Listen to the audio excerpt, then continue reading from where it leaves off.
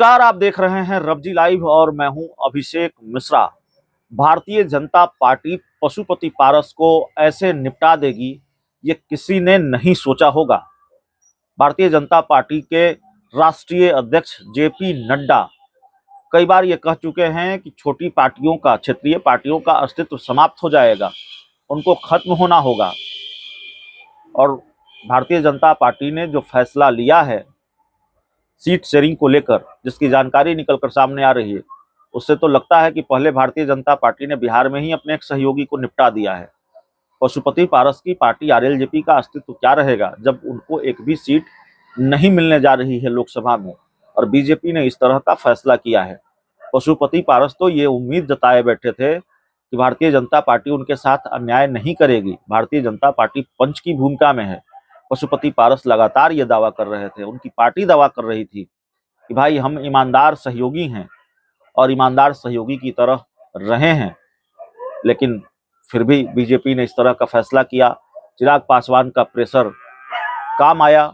चिराग पासवान ने अपने प्रेशर के जरिए भारतीय जनता पार्टी से अपनी डिमांड मनवाई और चिराग पासवान के खाते में 5 सीट, वो सभी सीट चिराग पासवान के खाते में चली गई जो 2019 के लोकसभा चुनाव में उनके खाते में थी, एक समस्तीपुर की सीट छोड़कर।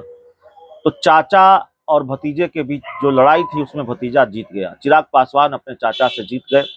यहाँ तक कि हाजीपुर की सीट भी बीजेपी ने पशुपति पारस को नहीं दी, जबकि वो वहां से सिटिंग सांसद थे, हाजीपुर के मौजूदा सांसद थे। वो सीट भी चिराग पासवान के खाते में चली गई है और चिराग पासवान हाजीपुर लोकसभा सीट से चुनाव लड़ेंगे। तो भारतीय जनता पार्टी ने एक तरह से निपटा ही दिया पशुपति पारस को। औपचारिक तौर पर इसका ऐलान ही बाकी है, नहीं तो पशुपति पारस एनडीए में हैं भी या नहीं है यह भी सवाल है। जब सीट नहीं दी, सीट बंटवारे में कोई हिस्सेदारी मिली नहीं है, और जाहिर तौर पर अगली सरकार जब अगर बनती है भारतीय जनता पार्टी की, किसकी बनेगी, कांग्रेस की बनेगी कि एनडीए की बनेगी, इंडिया गठबंधन की बनेगी, वो तो चुनाव के नतीजे बताएंगे। लेकिन अगर भाजपा की सरकार बनी तो जाहिर है पशुपति पारस मंत्री नहीं बनने जा रहे हैं।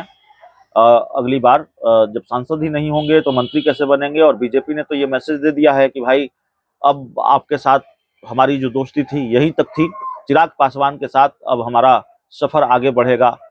तो एक तरह से बड़ा झटका दिया पशुपति पारस को भारतीय जनता पार्टी ने, वो भी आखिरी वक्त में, ऐसे वक्त में जब आज कल परसों कभी भी चुनाव की तारीखों का ऐलान हो सकता है।